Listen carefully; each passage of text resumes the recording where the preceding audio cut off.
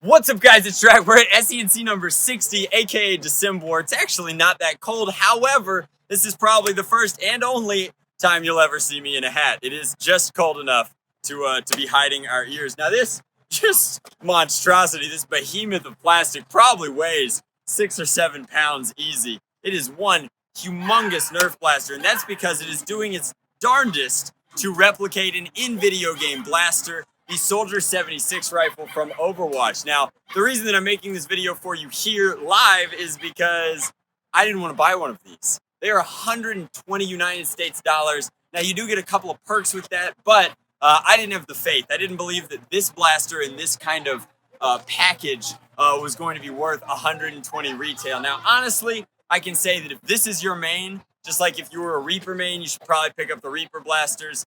Or if you're a Diva cosplayer, I think that you should pick that one up. If you're a huge Soldier 76 player, or if you just really, really like blasters that operate like the Perseus, I think that this is an okay pickup. And in addition to that, there was a point where you could get them for 20 bucks. We won't get into that, but like, my hat goes off to everybody who picked up that sweet mistake. So the bottom line is, up top, we have a small micro hopper. So the objective here was to see how tight we could get what are effectively Percy's internals into something that looks like an identical copy from the video game, complete with cartoonishly oversized blaster features. So I feel like they did a pretty good job. We're going to go ahead and break this reload action in here to get a few rounds in. Now, unfortunately, the Percy's already has a low capacity. This guy only holds 30 when full, but it does have a full conveyor belt feed in there, and it's got some funky reciprocating action. So while it cannot fire missiles out at you, it certainly looks like it could, and it's got just a ton of features. It looks like it lights up in the back and up front while you're charging it and firing, and then while the rate of fire is slower, and I can't give you an accurate FPS reading, but it seems like it's slightly sub the rechargeables, given that it is powered off of what's got to be 6D batteries, a serious kind of tack on to the already hefty price. You do get,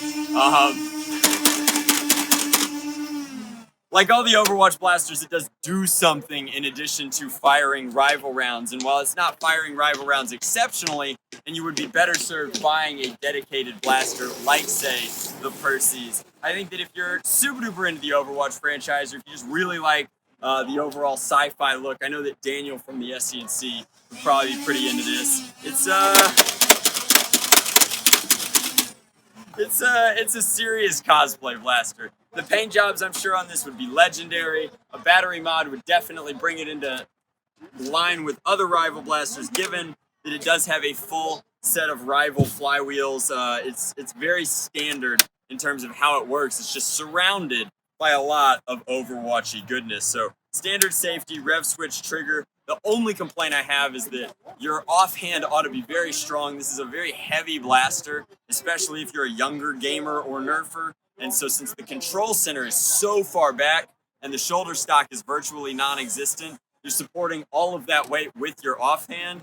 And I can tell you that even in the case of making this review, I can definitely feel it. Like, it is not a super comfortable blaster. But that's pretty evident in its size. The only other thing is that 120 bucks, I would have liked to have seen Hasbro put a little bit, like literally any paint on this.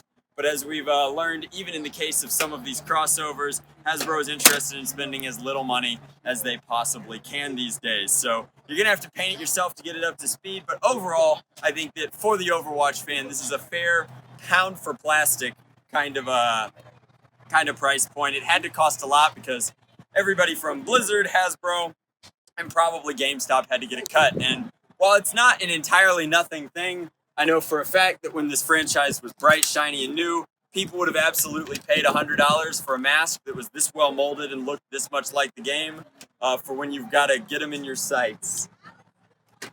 It's not terrible.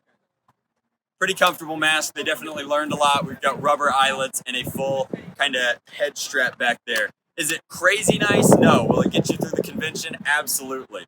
Overall, for this package, $120, not bad. Obviously, if you can pick it up on sale, I think that you'd be in much better shape that way. But thank you guys very much for watching. We are doing one video every single day in December. I hope you enjoyed this one. I'll see you tomorrow with another one. Same Drac time, same Drac place.